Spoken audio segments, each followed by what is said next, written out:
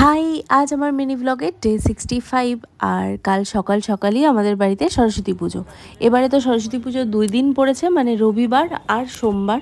তো আমি যেহেতু রোববার বাড়িতেই ছিলাম, মানে আমার ছুটি, তাই সকাল সকাল সরস্বতী ঠাকুর আনতে গেছিলাম। কারণ কাল সকালবেলা আমাদের বাড়িতে পুজো হবে আর খুব ভোরে পুজো করে নিতে হবে। আর দেখেছো আমাদের চন্দনপুকুর বাজারে ভর্তি ঠাকুর। যারা ব্যারাকপুরে থাকো তারা তো জানোই চন্দনপুকুরে প্রায় ঠাকুরের মেলা বসে। আর এই এনসিসি ক্লাবেই সেই মেলাটা বসে, তাই আমি ওখানেই আগে গেছিলাম সরস্বতী ঠাকুর দেখতে। কত ধরনের সরস্বতী ঠাকুর ভর্তি এখানে। আগে যখন স্কুলে পড়তাম এখান থেকেই, স্কুল থেকে এসে সরস্বতী ঠাকুর নিয়ে যেতাম। আর আজকে এসছি এমনি বাড়ির জন্য সরস্বতী ঠাকুর নেব বলে। পছন্দও করে নিয়েছি সবকটা দেখে। আর প্রতিমা তো সবই সুন্দর, তার মধ্যেও যেটা পছন্দ সেটাই তো আনবো। তো আমি আর অভি মিলে এই ঠাকুরটা পছন্দ করেছি। দেখো মুখ ঢেকে দিচ্ছে, যেহেতু কালকে পুজো, আজকে মুখ ঢাকাই থাকবে। তারপর ওখান থেকে আমরা একটুখানি মিষ্টি নিতে গেছিলাম।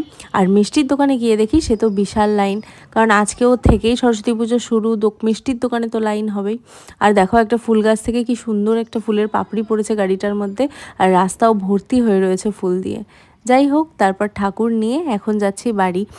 আর আজকে যেহেতু আমি ছুটিতে বাড়িতে আছি, তাই ভেবেছি বাড়ি গিয়ে আজকে সেজে গুজে রেডি হয়ে কোথাও বেরোবো। তাই সকাল সকালেই ঠাকুর আনতে চলে গেছিলাম। এখন ঠাকুর ঘরে রেখে তারপর রেডি হয়ে যে কোথায় যাই সেই ভিডিওটাও শেয়ার করব। আর তোমাদের বাড়িতে কবে সরস্বতী পুজো হলো সেটা জানিও কিন্তু। আমাদের বাড়িতে তো কালকে হবে, যখন এই প্রতিমার পুজো হবে সেই ভিডিও আমি তোমাদের সাথে শেয়ার করব। So tata.